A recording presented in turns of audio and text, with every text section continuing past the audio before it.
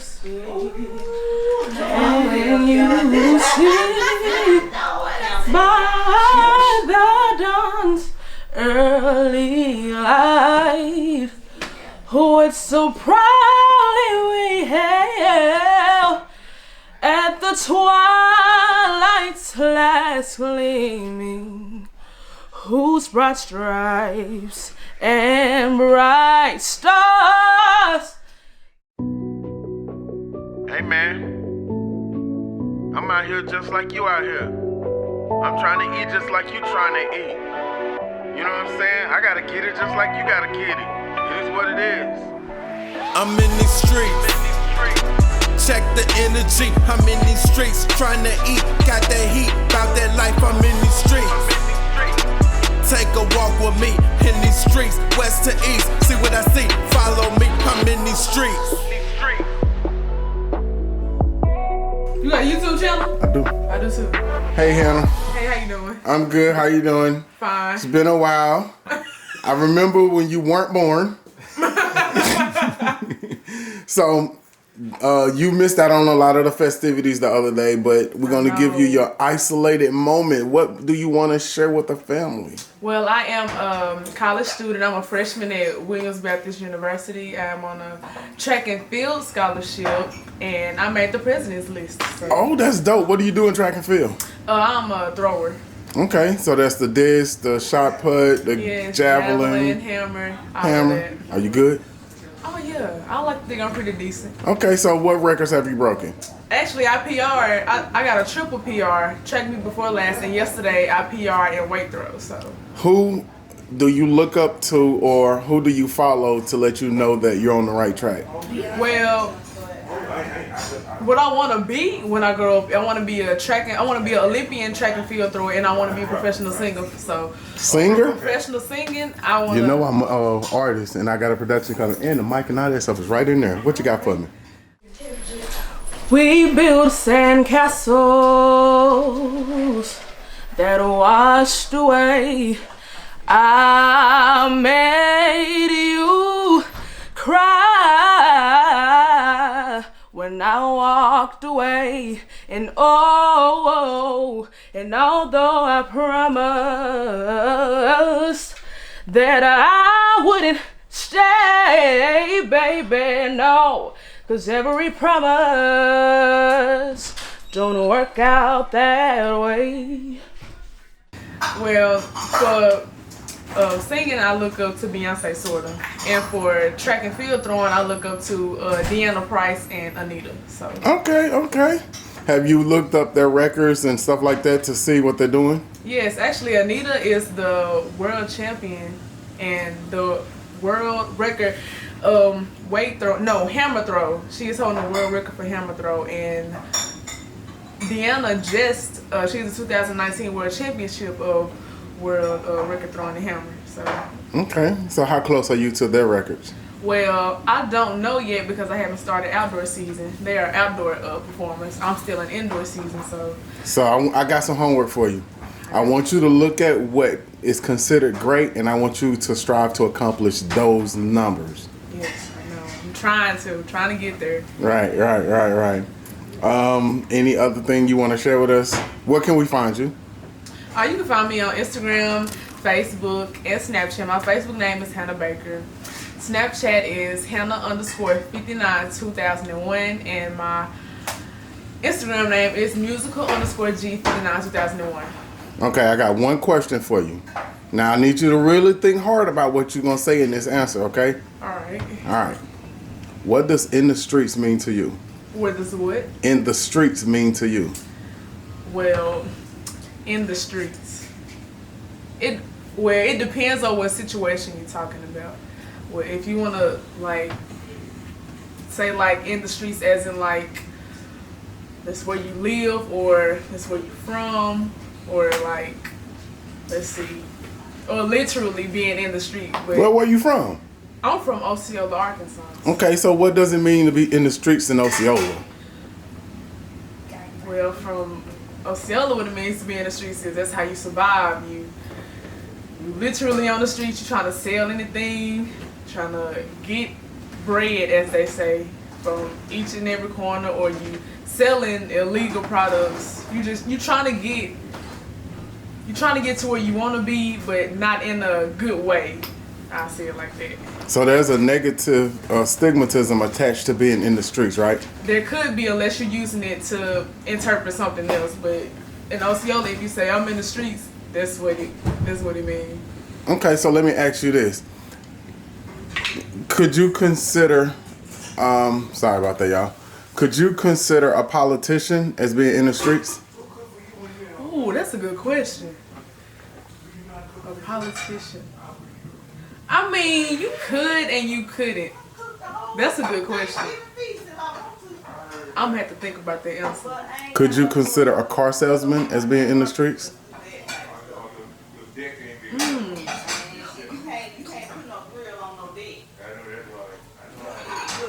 I mean, not necessarily. But I mean, those are some good questions. Could you consider a car mechanic, an auto mechanic that's in the streets? No, I don't think you can. Okay, so a politician, do you think all politicians are doing things the legal way or doing things from a positive standpoint? No, I would say no. I don't think all politicians do stuff the legal way. All of them, I would say all politicians to me have did something that's on the negative side to get their point across or to get where they are today. To win that election, they might be out there buying votes. Yes, a perfect example. Right. So would you consider them in the streets then? Based on your...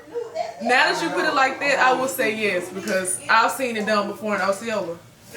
Ain't that something? That's something. And you'll see it all the time. People are out trying to sell you their CDs or trying to sell you their votes. I'll give you this if you vote for me, or I'll give you this if you buy my CD. You see it all the time. Okay, getting what you need by any means necessary. You said, do I agree with that? I said getting what you need by any means necessary.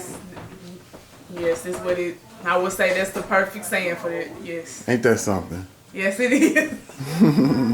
So a car salesman or maybe an auto mechanic. A car salesman will gonna tell you whatever they need to tell you to get the sale of that car. That's right. Regardless of what you got going on in your personal life. And an auto mechanic, he may pop your hood, not do a single thing to your car and tell you needed an oil change or you needed new filter, spark plug, but he eating because he gotta eat. You know what I'm saying? You pulled in their garage, and nobody tell you to pull in their garage. Okay, so another way of looking at in the streets is also being in touch with your community, knowing your surroundings, just being involved. Right, that's right. Now I will say at Osceola we do have a lot of people who are, well, they do what they're supposed to do in the community. Like we always have, like in the summertime we'll have like a back to school bash downtown where we give away free backpacks, school supplies and stuff like this. So there could be some good meaning to being in the streets. So yeah, I agree. I think in the streets also mean being in touch, and sometimes being in touch means that you have to do whatever you have to do in order to accomplish a goal. But that doesn't mean that you have to have some type of negative stigmatism attached to what you're doing. Because everybody have to get in the streets to take care of their family. That's right.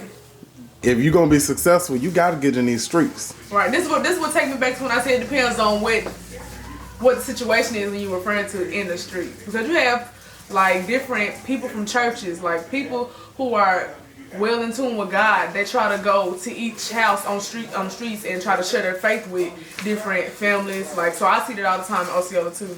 So you go to school, where you say at what college? I go to school at Williams Baptist University. Okay, at Williams Baptist, and you came from Osceola, and you're on an academic scholarship. That reminds me of myself. I was one of the better football players that got a scholarship, and it was my way to get out of Osceola. Yes. Do you consider that your scholarship is an opportunity for you to get out?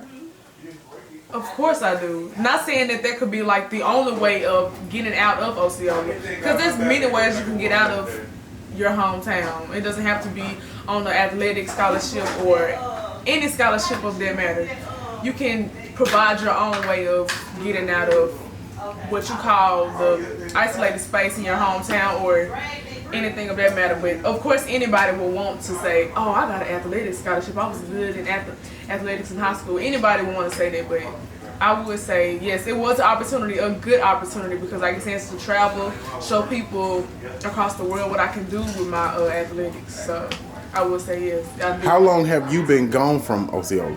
I would say about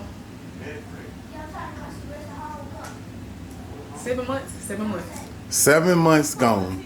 Yes. When you go home or come home, do it look the same? I mean, In yes. 7 months?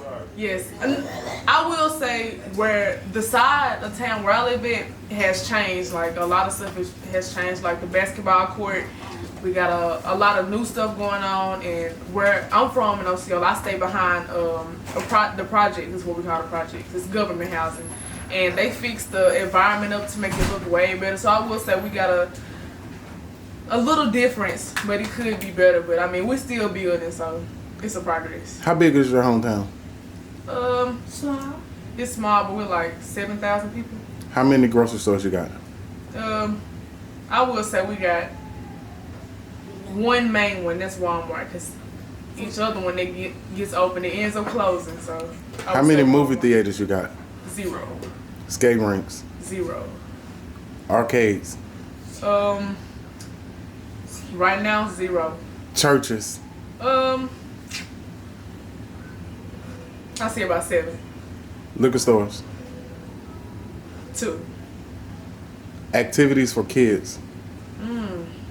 Is the park considered an activity for kids? Could be, depending on how you use it. How many parks? 3 parks? Yes. So, swimming pools? 0. Tennis courts? We got 1, but it's not in use. How is the city separated? Oh, well, I will. You can walk in Osceola and tell the segregation, because black people, African Americans are on one side, and you have this space behind on the other side that's full of white. So you can tell the segregation. Okay. Do you think that there's any opportunities for growth in Osceola? I mean, there could be opportunities for growth, but in order to start growth, you have to be heard, and you have to have people that's willing to help you grow. You can't grow you can grow by yourself, but you have to have help somewhere in order to grow further. So I will say, if Osceola came together as one and like leave all the arguing and stuff like that aside, we could grow a lot more. So when you leave college and you go off to live your life in the rest of the world, do you plan on living it in Osceola? No, I don't plan on living in Osceola. Why not? Because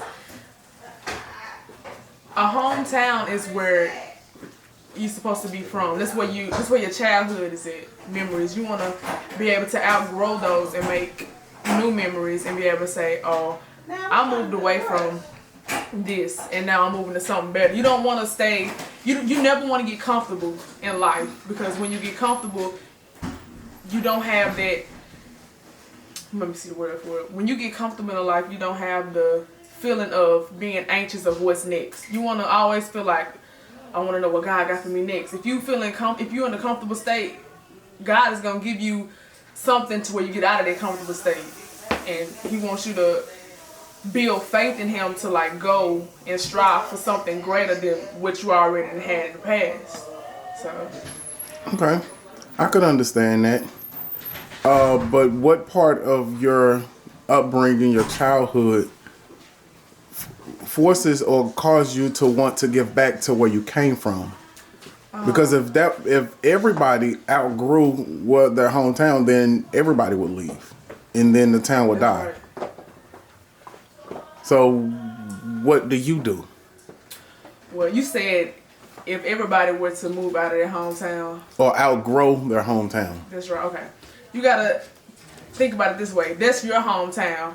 Somebody in LA or Chicago, Osceola could be a new progress for them, so they could move to Osceola. Or what about your parents? oh, my parents, I will always come back and see them, but in the future, I plan on, once I'm able to grow and make enough money, I plan on getting them out of Osceola as well. So, what about your inheritance? The land that's there for you. I mean, the land will always be there because memories are something that you can't change. They're in the past, so you can't change the fact that you were there and you did this there and whatever took place there, you can't change it. Okay.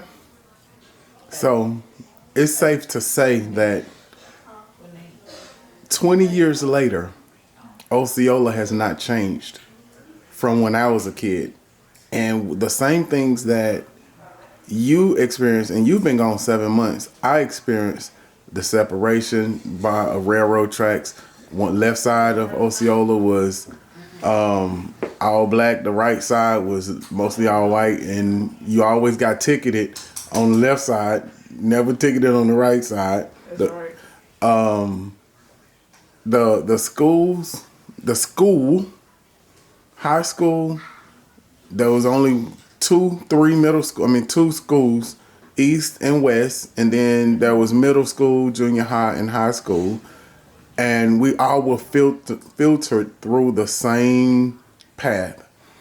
If it had not been for football, I wouldn't have went to college, and I probably wouldn't have left Osceola, or I would have left Osceola and went to Blytheville, which is the town right down the street, or Jonesboro, which is another 45 minutes away. It's the same type of city or town on a larger scale. Now, who comes back and fixes this? Well, let me ask you this. How many mayors do you know has been in the city of Osceola in your lifetime? How many mayors have you ever seen? In your 20? I would say 0, but we do have, Osceola does have their own mayor, but like top notch, none. So how many different mayors have you seen? 2. In your lifetime? 2. So one mayor has ran the city for almost 20 years. Basically. And ain't that something? Wow. So I know I said it was going to be one question, but I couldn't help but go down that road. So that you know, I have a channel called In These Streets. That's the reason why. Okay. That's the reason why I asked the question. My first question is always, what does In the Streets mean to you? And then we go down that road and kind of linger off. You can go to bit.ly/In These Streets. Make sure you use a capital I to check out your interview. Also, you can, if you go to YouTube and you just hashtag In These Streets or hashtag The Vessel, comments down below, you'll be able to see my channel. Don't forget to like, comment, and subscribe. I can't do this without you. And make sure you share with all of your people that your family has a YouTube channel, because we get into it every day, all day. Never quit, never give up. We're in these streets. Peace out. That ain't even like peace out. You supposed to say, we in these streets. We in these streets. Hey man, I'm out here just like you out here. I'm trying to eat just like you trying to eat. You know what I'm saying? I gotta get it just like you gotta get it. It is what it is. I'm in these streets. Check the energy. I'm in these streets trying to eat. Got that heat, about that life. I'm in these streets. Take a walk with me in these streets, west to east. See what I see, follow me. I'm in these streets.